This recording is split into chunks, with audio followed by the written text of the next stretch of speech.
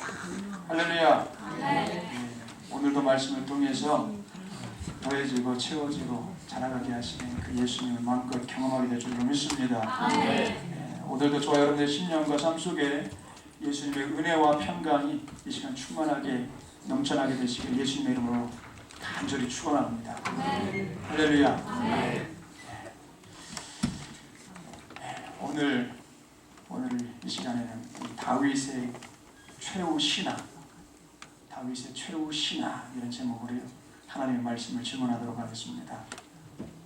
오늘 우리가 읽은 이 역대상 29장은 다윗의 유언이라 할 수 있는 내용들입니다. 다윗의 유언과도 같은 내용들. 일생 하나님을 위했던 삶, 위한 삶, 하나님을 기쁘시게 하는 삶을 살았던 이 다윗이요, 최후 유언적으로 그 아들 솔로몬에게 마지막 유지를 담아서 전달하는 내용을 이 역대상 29장 이 말씀에 기록하고 있습니다. 오늘 본문 말씀을 기록하고 있습니다. 이 본문 전체 내용 가운데는요, 다윗의 중심과 삶의 모습이 여실히 드러나고 있다. 즉, 이 본문만 봐도 다윗이 어떠한 삶을 살았는지, 다윗이 어떠한 마음으로 하나님을 섬겨왔는지가 여실히 드러난다. 오늘 이 시간에는 본문에 기록된 내용 가운데 세 가지 모습을 중심으로 해서요, 위대한 다윗의 일생, 이 그의 신앙의 결론을 확인하시면서 우리 주님께서 주시는 귀한 은혜를 나누도록 하겠습니다. 할렐루야. 자, 그럼 다윗의 세 가지 최후 신앙 중에 첫 번째를 보시면요, 첫 번째는 뭐냐면 계명과 율례를 행하게 해달라 했다는 거예요. 계명과 율례를 행하게 해달라고 했어요. 오늘 본문 말씀인 역대상 29장 19절 말씀을 제가 대독합니다. 또 내 아들 솔로몬에게 정성된 마음을 주사 주의 계명과 권면과 율례를 지켜 이 모든 일을 행하게 하시고 내가 위하여 준비한 것으로 성전을 건축하게 하옵소서 하였더라. 아멘. 다윗은 최후 유언을 하면서 그 아들 솔로몬이 하나님의 계명과 율례를 행하게 해달라고 했습니다. 이는 다윗이 소유한 말씀을 행하는 이 말씀 행함 신앙을 반영해주고 있다는 거예요. 본문은 문맥적으로 솔로몬에게 성전 건축을 위임하는 내용입니다.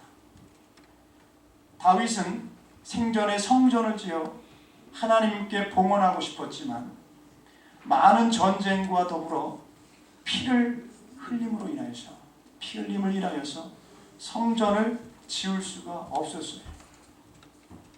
물론 그는 성전을 짓지 못했지만 일생 성전 건축을 위해 모든 준비를 다했다.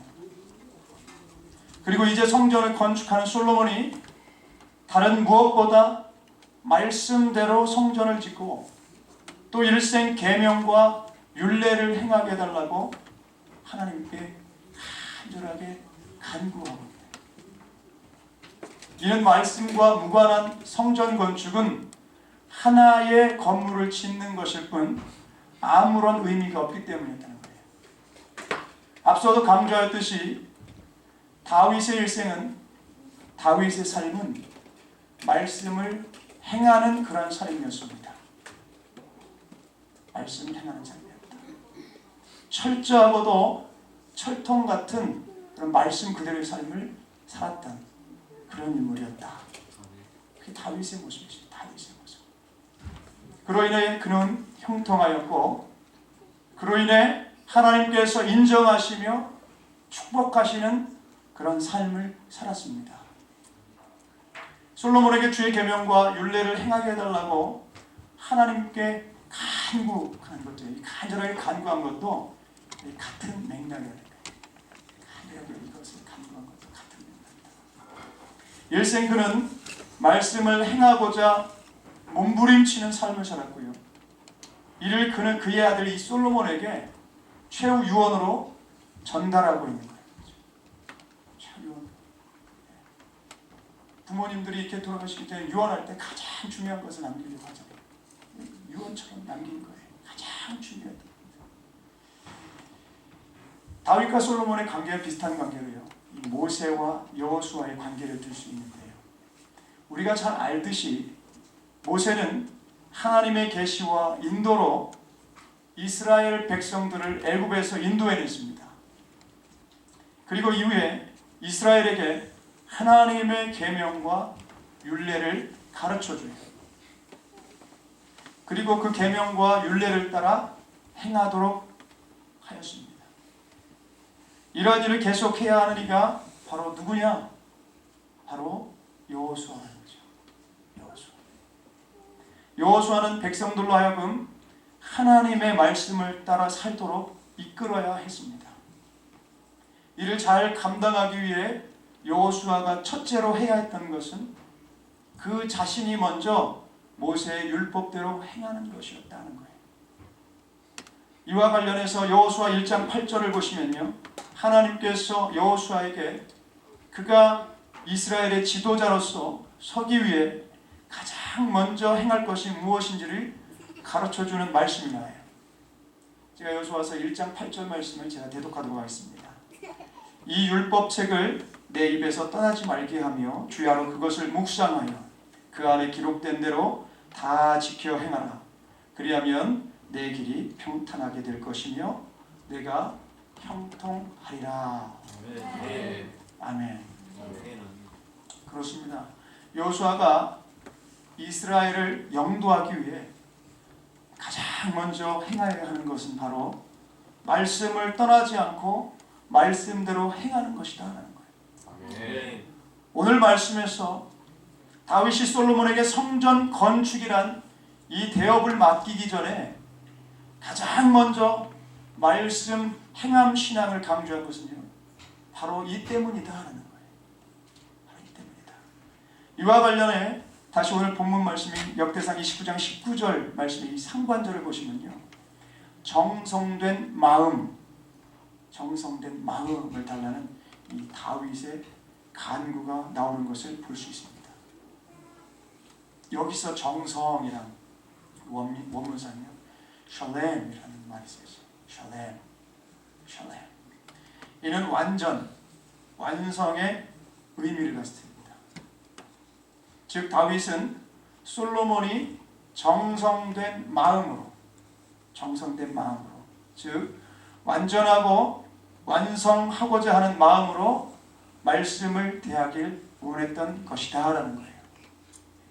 말씀대로 살고 말씀을 완성하는 삶을 살게 해달라는 것입니다. 그렇습니다. 다윗은 가장 먼저 말씀 행함 신앙을 강조하고 있는 거예요. 말씀 행함 신앙을 강조하고 있다. 이 신앙을 이 시대를 살아가고 있는 우리들 또한 그대로 붙들고 살아야 될 줄로 믿습니다. 아멘. 할렐루야. 아멘. 얼마 전 미국을 방문했던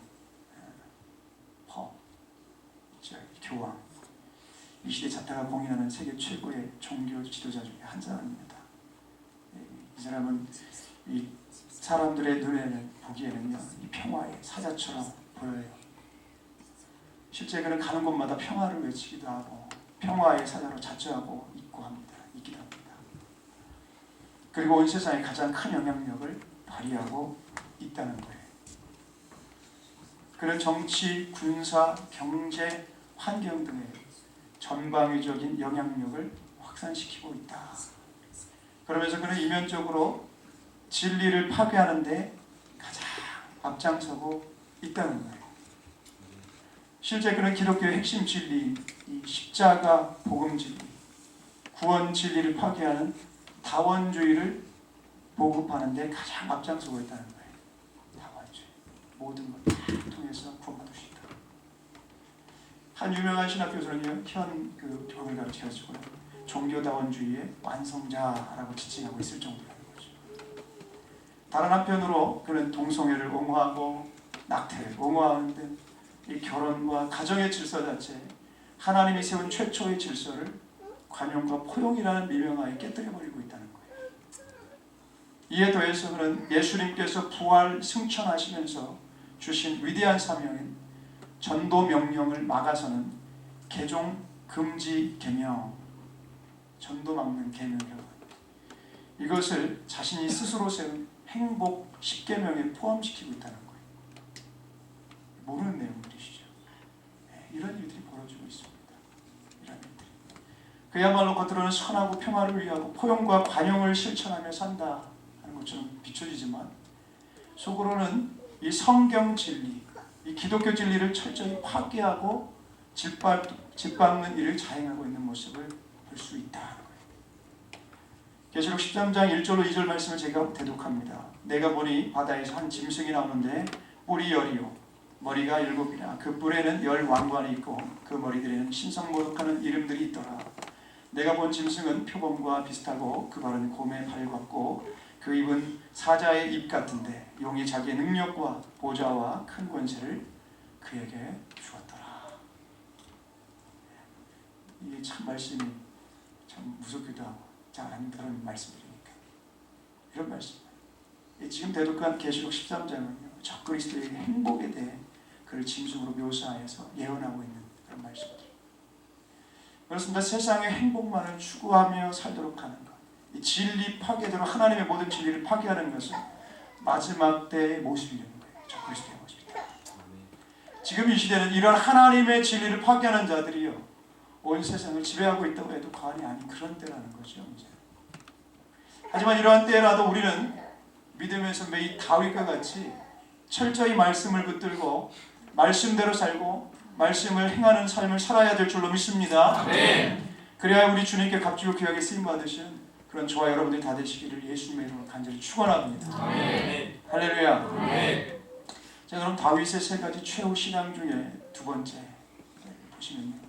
두 번째는 하나님께 제사를 드리고 번제를 드렸다 하는 거예요. 하나님께 제사를 드리고 번제를 드렸다. 역대상 29장 21절 말씀을 제가 대독합니다. 이튿날 여호와께 제사를 드리고 또 여호와께 번제를 드리니 수 송아지가 1000마리요 수 양이 1000마리요 어린 양이 1000마리요 또 그 전제라 온 이스라엘을 위하여 풍성한 제물을 드리고. 다윗은 그의 인생을 마무리하면서 하나님께 제사를 드리고 번제를 드렸다 하는 거예요. 이는 다윗이 최후까지 예배 신앙을 붙들었음을 뜻합니다. 예배 신앙을 붙들었다.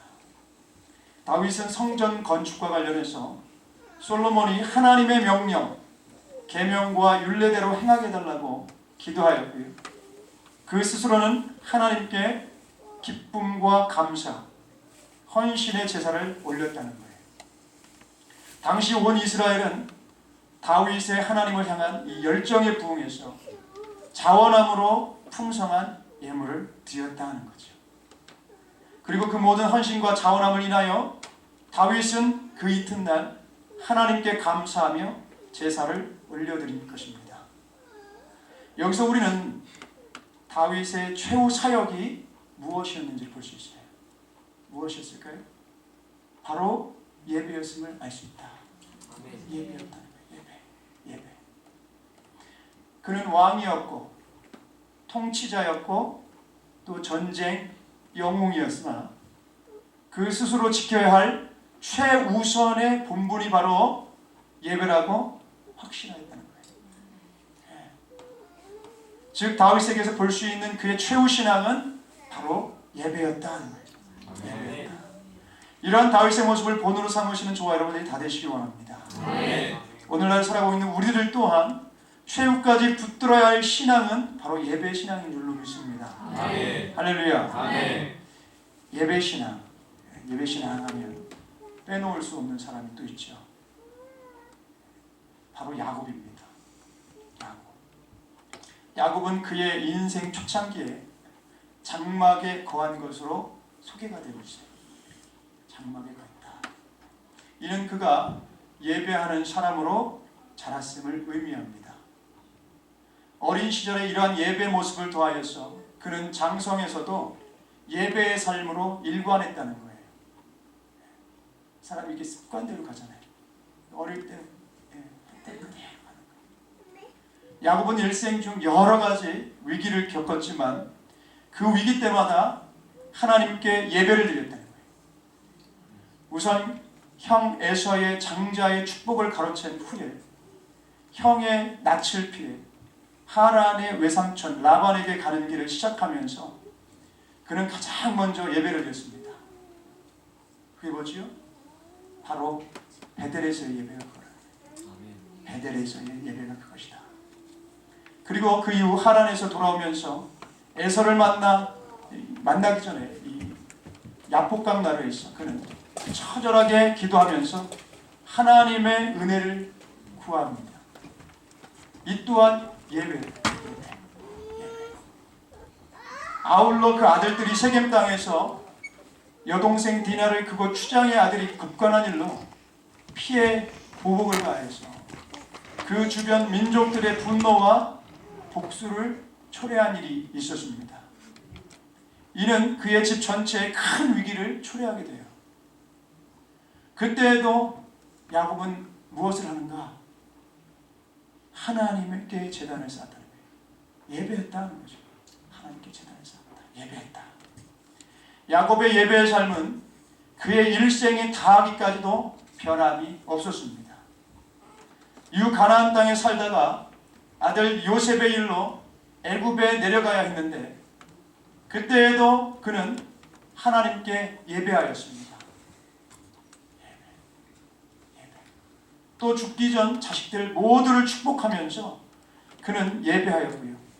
최후 지팡이 머리에 의지하여서라도 예배하였다는 거예요. 예배로 일반된 예배의 사람, 이런 관양이죠.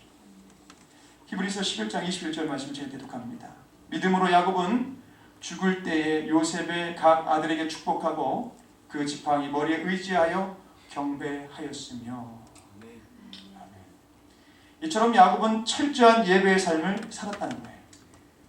야곱의 이러한 모습과 너무나도 흡사한 것이 바로 이 다윗의 모습이라는 거죠. 그 역시도 철저히 오직 예배하는 신앙의 삶을 살았던 것이다 라는 거예요. 성경 중 시편을 보시면요, 다윗이 기록한 시가 곳곳에 수록되어 있음을 볼 수 있습니다. 그중 시편 27편을 보시면 그가 진정 무엇을 소망하며 살았는지, 다윗에게 최고의 가치가 무엇이었는지를 여실히 반영하는 말씀이 있습니다. 이와 관련해 그 27편 4절을 보시면 다윗이 자신이 여호와께 구한 한 가지가 있다고 고백하는 것을 볼 수가 있습니다. 다른 어떤 것보다 귀한 것, 가장 소원하고 바란 한 가지 소망은 바로 예배의 소망이었다는 것입니다. 아멘. 제가 시편 27편 4절 말씀을 대독합니다. 내가 여호와께 바라는 한 가지 일, 그것을 구하리니 곧 내가 내 평생에 여호와의 집에 살면서 여호와의 아름다움을 바라보며 그의 성전에서 사모하는 그것이라. 아멘. 시편 27편을 기록할 당시 다윗은요, 무수한 고난, 그리고 핍박, 그리고 대적들의 공격을 받고 있었습니다. 그런 가운데 그는 오로지 한 가지 일을 구하는 거예요. 바로 평생 여호와의 집에 살면서 여호와의 아름다움을 바라보며 그의 성전에서 사모하는 것이다 하는 거예요. 네. 기원합니다, 주님. 달리 말하면 이는 이 시대로 말하면 내가 교회에 머물며 교회에서 하나님을 바라고 하나님을 더욱 사랑하겠다 하는 거예요. 네. 우리가 원어원에서 배워서 알겠지만 예배가 뭐지? 하나님을 사랑하는 표현이라고 그러지. 그렇죠? 성경 공부하면서 예배는 하나님을 사랑하는 표현이다. 예배. 그는 예배 신앙으로 살았고 예배의 삶을 소망하며 살아왔던 것입니다. 이런 믿음의 선배의 예배 신앙의 모습을 우리 모두 다 재현해내셔서 하나님께 영광 올려드리시는 삶을 사시는 그런 저와 여러분들 다 되시길 예수님의 이름으로 간절히 축원합니다. 아멘. 할렐루야. 아멘. 자, 그럼 다윗의 세 가지 최후 신앙 중에요, 마지막 세 번째를 보시면, 마지막 세 번째는 어떤 신앙입니까? 세상에 소망을 두지 않는다. 제가 역대상 29장 15절 말씀을 대독합니다. 우리는 우리 조상들과 같이 주님 앞에서 이방 나그네와 거류민들이라. 세상에 있는 날이 그림자 같아서 희망이 없나이다. 다윗의 최후 신앙 세 번째는요, 세상에 소망을 두지 않는다는 거예요. 세상에 소망을 두지 않는다. 이는 바로 그가 천국을 사모하는 신앙을 소유했음을 뜻합니다.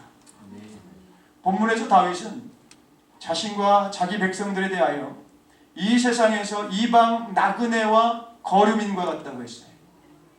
이는 그와 그의 백성들이 지금 이 세상에 발붙이고 살지만 궁극적으로 천국 순례의 삶을 살고 있음을 의미합니다.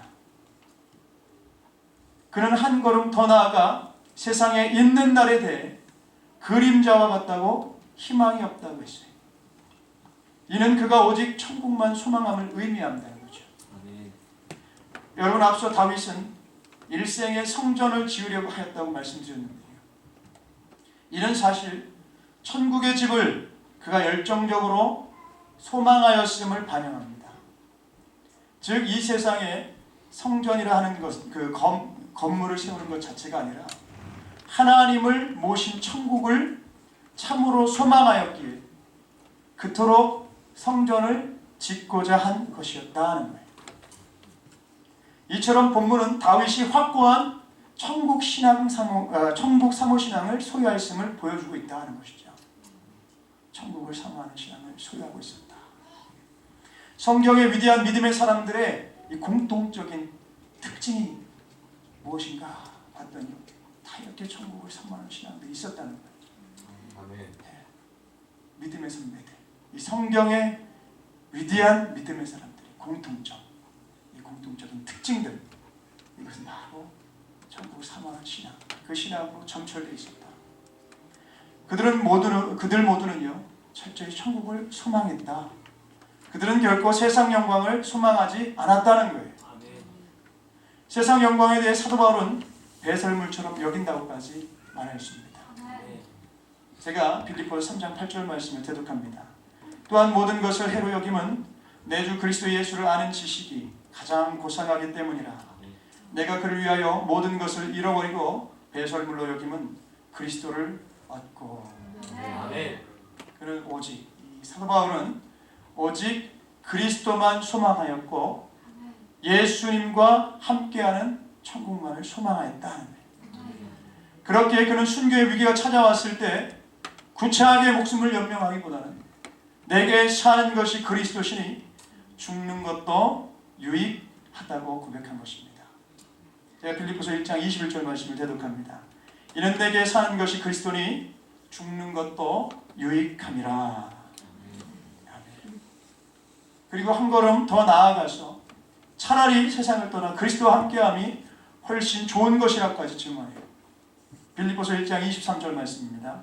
내가 그 둘 사이에 끼었으니 차라리 세상을 떠나서 그리스도와 함께 있는 것이 훨씬 더 좋은 일이라. 그렇게 하고 싶으나 하는 것입니다.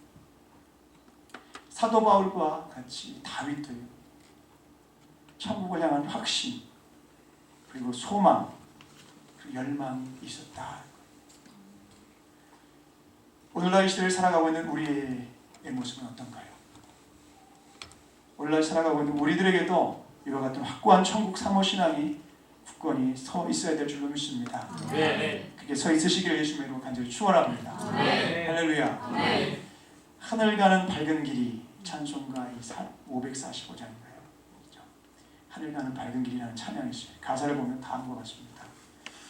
하늘 가는 밝은 길이 내 앞에 있으니 슬픈 일을 많이 보고 늘 고생하여도 하늘 영광 밝음이 어두운 그늘 해치니 예수 공로 의지하여 항상 빛을 보도다. 내가 걱정하는 일이 세상에 많은 중 속에 근심 밖에 걱정 늘 극시험하여도 예수 보배로운 피 모든 것을 이기니 예수 공로 의지하여 항상 이기리로다. 내가 천성 바라보고 가까이 왔으니 아버지의 영광집에 가 쉴만 있도다. 나는 부족하여도 영접하실 터이니 영광 나라 계신 임금 우리 구주 예수라. 아멘. 제가 아는 교회는요, 이 찬양을 예배를 드리고 난 후에 꼭 부른다고 해요. 이 찬양을 드리면 매 예배의 목적, 매일 삶의 목적, 매일 삶의 방향이 천국임을 깨닫게 해주기 때문이라는 거예요. 그래서 교회 온 성도님들이 예배를 바치며 손을 높이 들고 이 찬양을 드린다고 그래요. 곧 우리가 늘 천국을 소망해야 하기 때문이라는 것이죠. 아멘. 하지만 안타까운 것은요, 이 시대 많은 크리스천들이 이 천국 사모신앙을 잊고 세상 소망, 세상 즐거움, 바울이 증언한 바대로 배설물과 같은 것을 사모한다는 것입니다. 가슴 아픈 현실이 아닐 수 없습니다. 여러분, 우리는 다윗이 그랬고 또 사도 바울이 그랬듯이요, 이 믿음의 선배들이 그랬듯이 늘 천국을 사모하며 살아야 될 줄로 믿습니다. 아멘. 몸은 세상 가운데 있지만 우리 정말 중심만큼은 하나님께 소망을 두며 살아갈 때 모든 이 질이 달라질 것 같아요. 신앙이지. 말씀을 마무리하겠습니다. 여러분, 다윗의 위대한 인생의 최후 결론은요, 말씀을 행하는 것이요, 예배요, 천국을 소망함이었습니다. 이 신앙이 오늘날을 살아가고 있는 우리들에게 굳건하게 세워져야 될 줄로 믿습니다. 아멘. 이 신앙이 우리들의 일생을 움직이게 해야 될 줄로 믿습니다. 아멘. 이 신앙으로 최후까지 살아야 될 줄로 믿습니다. 아멘. 그렇게 할 때 우리들의 인생도 하나님의 마음에 합한 인생, 하나님을 기쁘시게 하는 일생, 그리고 다윗처럼 위대하고 축복된 일생으로 세워지게 될 줄로 믿습니다. 아멘. 할렐루야. 아멘. 이런 하나님의 거룩한 축복의 주인공이 되시는 저와 여러분들이 다 되시기를 예수님의 이름으로 간절히 축원합니다. 아멘. 할렐루야.